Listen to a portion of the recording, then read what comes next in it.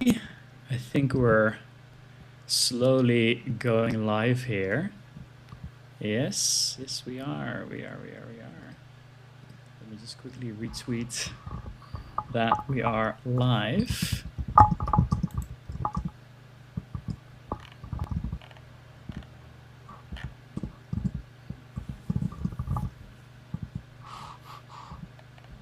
All right, let's go. Yeah, it's great to be here. Have a quick chat. It's been some time since we last spoke at Bitcoin Amsterdam on the panel together. But yeah, I mean, we're just here, 21 on, just a quick 21 minutes chat about anything that's top of mind, be it markets, be it things that we're working on. I mean, you're obviously very well versed in the using Bitcoin as infrastructure. And so I guess we can talk a lot about that and all the other stuff that we're seeing. But yeah, just if you want to do a quick intro for people who don't know you, and then yeah, we can just get into it. Sure. Yeah, great to chat with you again, Tycho. The my background is as an environmental engineer, and I got into Bitcoin. Of course, I tried to use Bitcoin as a payment system, and I ran into a lot of difficulties with confirmation times and paying high fees. And so that's really what pushed me into focusing on Bitcoin as a payment system, and like seeing the opportunities there, and then trying to build on top of it. And so that's really how I came to be CEO and co-founder of Amboss Technologies, and that's really where we're focused. How do we organize a decentralized payments network and use Bitcoin not just as an investment or savings, but as technology?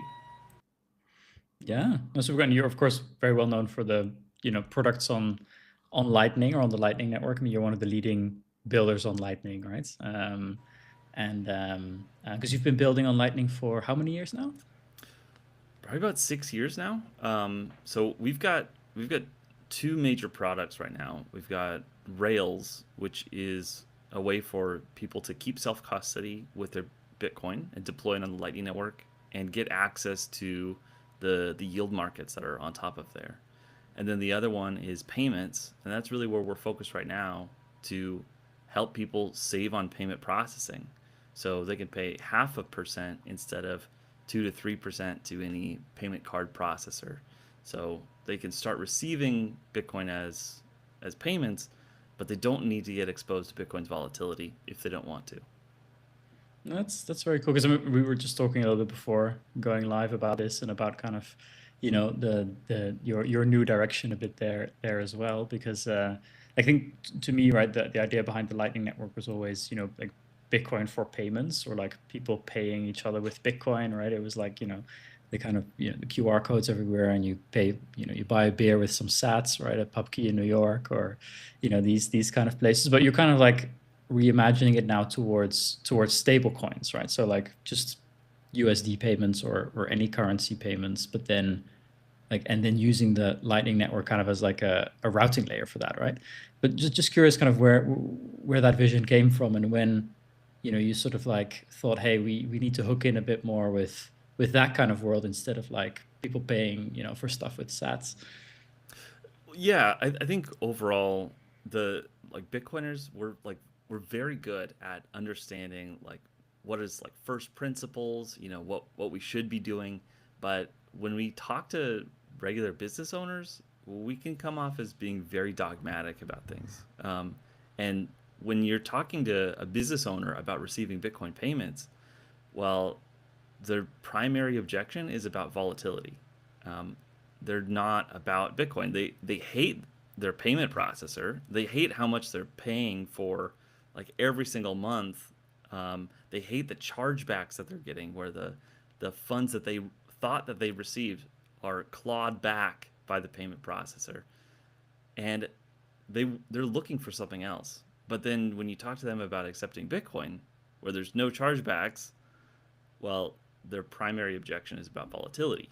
And as Bitcoiners, we love the volatility, but for a you know a brick and mortar business, or any business dealing with tight margins, they can't stomach any of that volatility. So they have to make payroll every single month. They cannot risk an 80% drawdown that would bankrupt them. It's all about cash flow.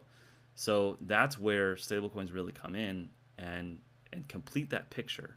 But the way that we did it using taproot assets, it makes it an optional addition. You can choose to keep the Bitcoin, or you can choose at the last hop of the Lightning payment, swap to a taproot asset stablecoin. And really, that's a solution. So then you're just using Bitcoin as the settlement rail, and then you can keep it as an investment or as savings. But really, it is infrastructure. Oh, you're muted. Yeah, there we go. There we go. No, I think it's a really good one because I don't think like a lot of people think about it like this, right? I mean, of course, like in the kind of I would say in the thinking right now, or like that I have or that I speak with a lot of people about is usually kind of Bitcoin as capital, right? Like how to sort of leverage Bitcoin as not as an idle asset but as productive capital. I mean, that's what all these treasury companies are kind of building around, right? Like how to embed Bitcoin as capital into the financial system. But then what you're working on more is kind of like actually, stripping down like another layer and kind of using Bitcoin like as infrastructure itself, right? Like, and of course, like I looked a lot into this, like, many times over the years, right? I mean, been building on Bitcoin L2s myself for a long time, of course, helping to build stacks. And yeah, I'm just curious also about like maybe to dive a bit deeper into taproot assets, right? It's like a thing that I read about a lot, learned about a lot, like kind of when it was originally introduced. Maybe that was like 3 years ago already, or 2 years ago. And the idea was to create other tokens on Bitcoin, right? On Bitcoin layer one that are not Bitcoin itself. So stable coins like USDT, USDC, and using the Bitcoin network or the Lightning network to transfer those. So that's live now. I mean, I guess that's what I'm gathering, right? When I first learned about it, it wasn't live. And how's that ecosystem going? Like, is it how much volume is there today? Like, are USDC, USDT issuing? Like, what does that look like? I think the best part about the technology is it doesn't require that you build a separate ecosystem around it. It is an edge solution. Um, the taproot asset innovation means that you can introduce these other assets, and they don't need to be listed on an exchange in order to be useful. And I think that's the key piece. The other innovation is that it's these are tokens that are issued on Bitcoin that are very chain efficient, not just in the minting, like more efficient than the BRC20s, for example, which were kind of a flash in the pan moment where these other assets were being issued or inscribed on Bitcoin. But it's matured from that, in a way that you can be Lightning Network compatible.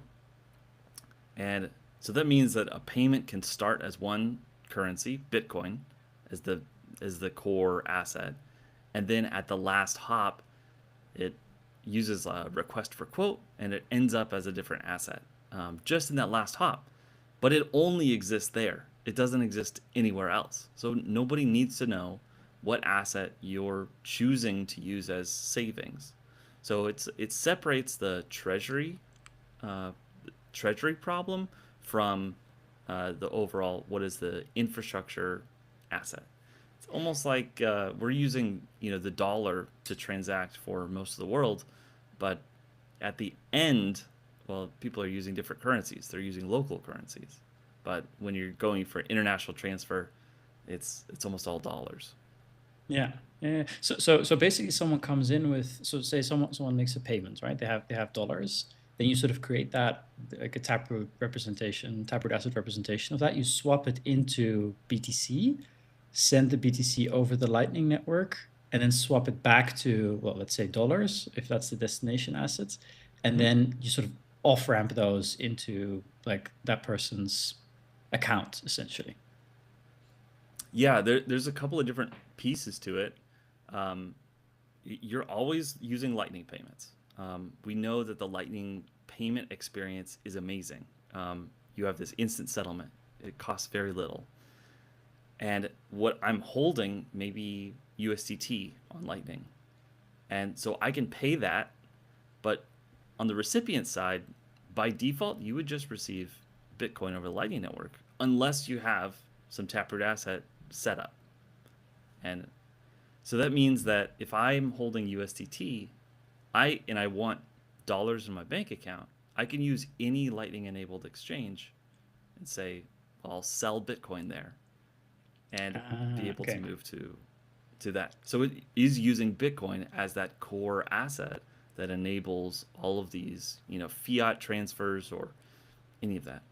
Yeah. Yeah. And so you use an external liquidity kind of to complete that final leg, as it were. And no, and this is cheaper than like the regular kind of, you come in with your card, you pay. I mean, it's like merchant fees of like 3% probably usually, right? This would Exactly. be cheaper than that. Far cheaper. So we're talking about fractions of a penny in order to move value. It also enables micropayments, which opens up the agentic and payments and machine economy. And I think that's where we need the scale that no other blockchain is able to deliver, because the Lightning Network is far more scalable, being a payment channel network. Yeah. No, that's really exciting. That's really, really, really interesting. And yeah, I mean, I guess a bit broader as well. I mean, like, markets are picking up. I mean, we had like a couple weeks ago we did one of these as well. We had Richard Byworth on. He was like, "This is the bottom. This was it." I think Bitcoin was just after the cold card incident. Bitcoin was trading at 63K, and now we're here. I mean, of course I have the tab open. I see 80 something. So, um, but um, but yeah, I think what does that kind of do for your business? I mean, obviously it's kind of like to some extent kind of agnostic to Bitcoin price, right? It's just like using Bitcoin as infrastructure, but I guess of course people are more interested in this, when Bitcoin is up or when Bitcoin gets more traction and so on. Like, how do you sort of, how do you experience that? And yeah, maybe let's start from there. Sure. I mean, of course, as we've got a whole company of Bitcoin holders, so we all love it. We use, Bitcoin in our company treasury, and so of course it improves the financial situation, for Amboss. When it intersects with Lightning, it, for the most part, we're price insensitive. However, a funny thing happens when the Bitcoin price goes up, because the capabilities of the same infrastructure that you've maintained, it expands. Oh, really? So How does a how does that work? a Lightning channel, say I have a million sats, zero point zero 0.01 Bitcoin, and I have a channel that's denominated in Bitcoin. Well, when the Bitcoin price goes up, I'm able to settle larger dollar value payments through that same infrastructure that I wasn't able to settle before. So Okay, it's almost like it's like the highway just expanded, and I got more lanes that are that's great. available. So let's say, like, maybe take an example, right? So we were at say 60K, right, a couple of weeks ago. Now at 80K, right? That's meaningful difference. I mean, it's like 33% up. Um, like what does that yeah, what does that kind of, like, what kind of size payments are now possible that were impossible like 3 weeks ago?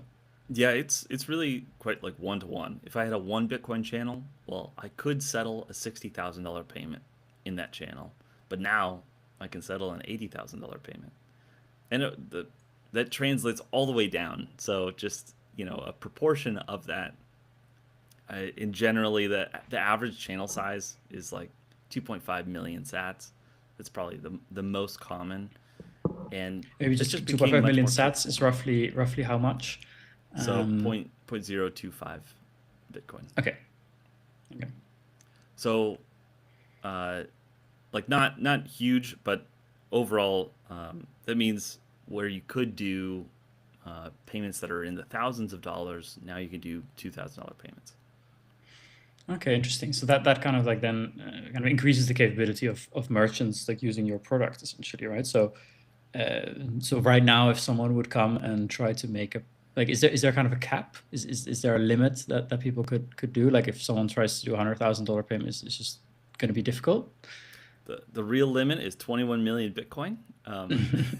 So, overall, it depends on which route Yeah, your payment yeah, of can course. take. I guess depends who the recipient is, depends who you are, right? And what's available.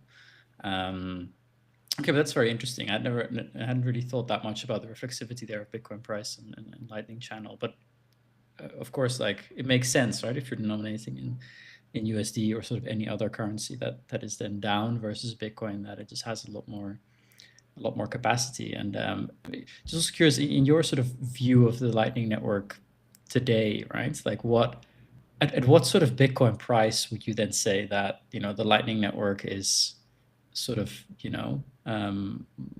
would sort of reach an inflection point for being much more useful? Like, is there something that you have in mind, like at your company? If like, oh, if Bitcoin were to hit this amount and I just get this channel capacity, which allows me to do so much more, is there such a number, or would you say like today we're already at like, capacity is already really good, and we're just, we're good to go. A certain price level doesn't matter nearly as much, but I think with you mentioned some of like the cold card attacks and some of these AI driven exploits. Well, like really, Bitcoin's going through a lot of hardening right now.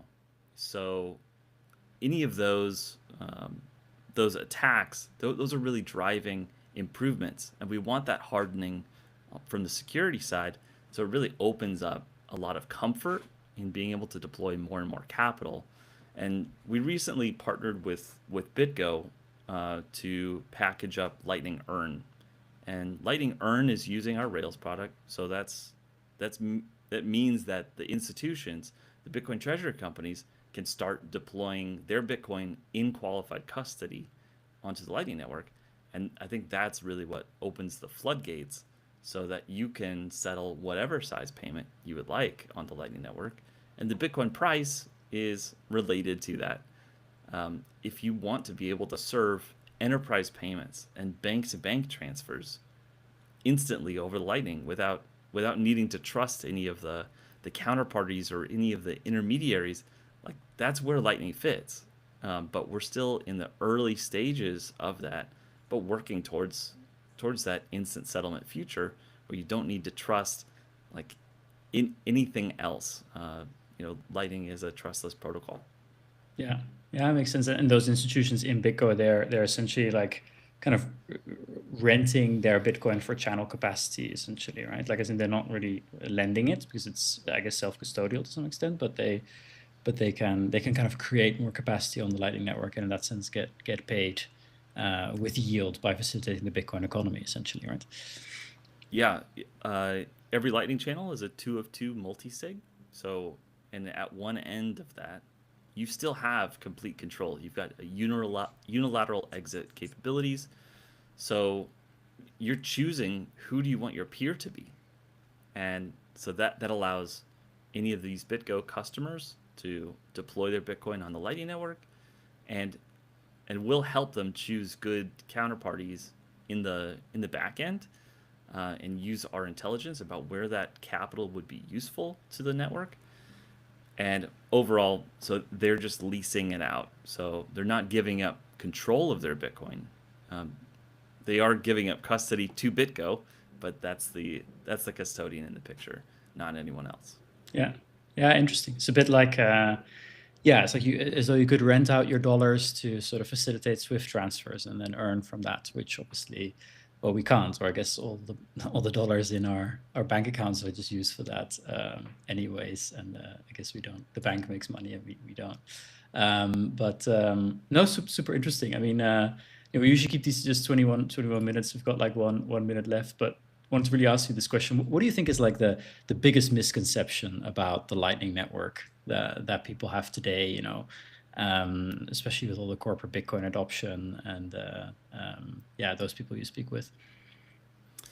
I think the biggest misconception is that Lightning is just for micropayments. But I think as we've been discussing, Lightning is far more capable of that. It's really just finding the right partners that are able to deploy additional capital in there when it's needed. And right now, to be frank, it's not needed. But right now, 900 million users are capable of sending a Lightning payment. So this technology is already reaching most of the world, and if they want to start using Lightning payments, they'll have a great payments experience.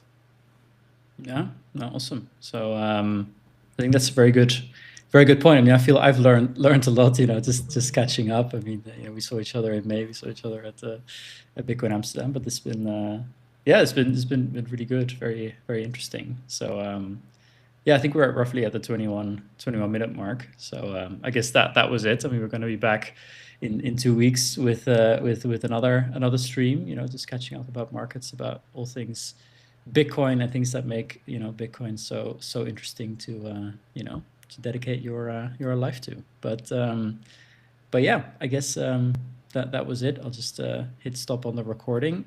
Just got to stay on for 1 second to make sure it all uploads correctly and that people will be able to see it.